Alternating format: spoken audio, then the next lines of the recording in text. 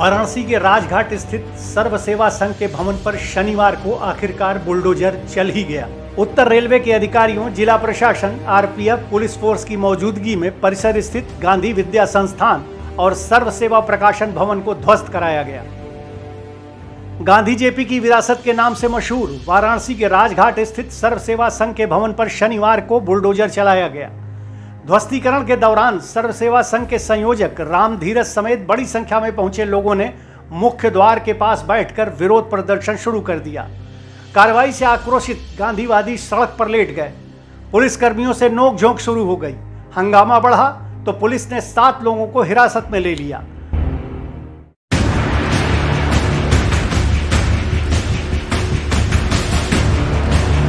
परिसर में एक डाकघर भी है। इसे गिराने के लिए रविवार तक की मोहलत दी गई है। आज उसका सामान शिफ्ट किया जा रहा है।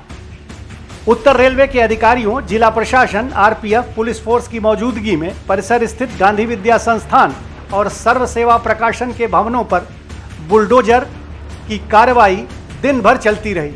मौके पर कई थानों की पुलिस, रेल पुलिस और पीएसी के जवान तैनात थे। पुलिस प्रशासन और रेलवे के अधिकारी भी मौजूद रहे।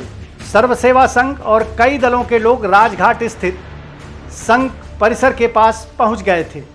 परिसर में प्रवेश पर प्रतिबंध है। हाल ही में जिला प्रशासन और रेलवे ने सर्व सेवा संघ भवन और परिसर को कब्जा मुक्त कराया था। तभी से इस बात की संभावना थी कि बुलडोजर किसी भी दिन चल सकता है। सर्व सेवा संघ के पास राजघाट पर 8.7 एकड़ जमीन है। बड़ा भवन है। उसमें करीब 50 आवास बने हैं। 4 संग्रहालय भी है। संघ के जमीन पर मालिकाना हक का दावा जिलाधिकारी कोर्ट ने खारिज कर दिया था। तभी रेलवे प्रशासन ने जमीन से कब्जा हटाने और भवन ध्वस्त करने का नोटिस चस्पा कर दिया था।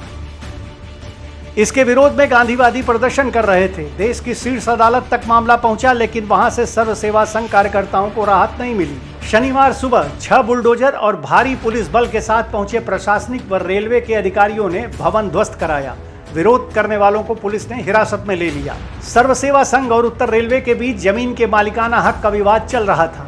मामला इलाहाबाद हाई कोर्ट गया। हाई कोर्ट ने जिलाधिकारी एस राजलिंगम की कोर्ट को जल्द फैसला देने का आदेश दिया। जिलाधिकारी कोर्ट ने मामले की सुनवाई की और उत्तर रेलवे के हक में फैसला दिया। संघ ने जिलाधिकारी के आदेश को पहले हाई कोर्ट फिर सुप्रीम कोर्ट में चुनौती दी, लेकिन निराशा हाथ लगी। राहत की याचिकाएं खारिज हो गईं।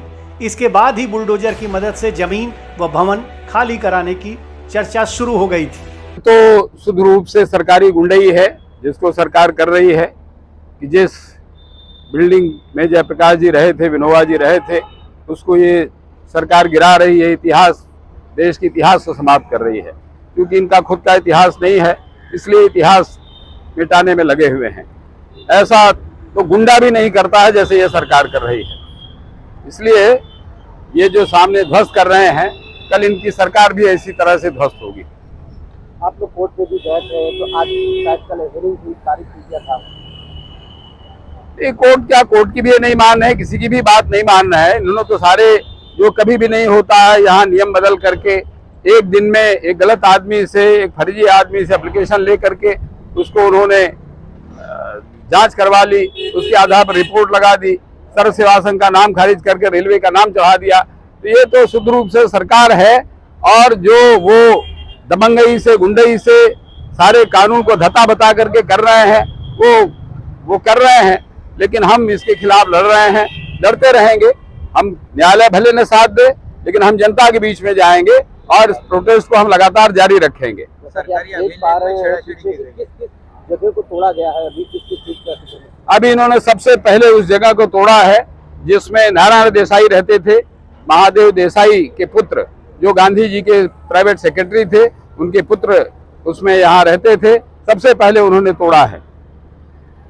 कितना लमसम, कितनी चीजों को तोड़ दिया गया? अभी पहले 2 बिल्डिंगों को उन्होंने तोड़ा है। गेस्ट हाउस वाले हिस्से को, जिसमें हम लोग रहते थे, जिसमें नारायण देसाई, हमारे सर्व सेवा संघ के पहले अध्यक्ष धीरेन्द्र मजूमदार, जिसमें और भी हमारे लोग, जो बजाज जी रहते थे, राधाकृष्ण बजाज, जिन्होंने इस पूरे भवन को बनाया था, बजाज परिवार के थे, पहले उन बिल्डिंगों को तोड़ रहे हैं। लगभग कितने एकड़ में जमीन है और कितने भवन इसमें बने हैं? ये करीब 13 एकड़ में कुल जमीन है, उस समय लिया गया था और खरीदा गया था। और आज ये जो जमीन जिसको वो तोड़ रहे हैं, ये करीब हमारी कुल 18-20 बिल्डिंगें हैं जिसको वो तोड़ रहे हैं। तो राकेश टिकैत भी आप लोग के साथ खड़े हुए थे, तो क्या कितना असर पड़ा उसका? ये वो सारे लोग खड़े थे, आगे की रणनीति भी थी शायद उसी से, क्योंकि हम लोग 11 अक्टूबर को मिलने वाले थे जयप्रकाश जी के जन्मदिन पर। 1 लाख देश भर से लोग इकट्ठे होंगे, इससे सरकार हिल गई है और उन्होंने ये कहा कि भाई इससे पहले के लोग आए उसको निस्तनाबूद कर देना है, क्योंकि इस सरकार को हर हालत में हिंदुस्तान के उस इतिहास को मिटा देना है जिसकी वजह से लोग प्रेरित होते हैं। लोगों के अंदर प्रेरणा न जगे, लोग केवल सांप्रदायिक हो करके आपस में लड़ते रहे, हिंदू मुसलमान को काटते मारते रहे, बस इतनी सरकार की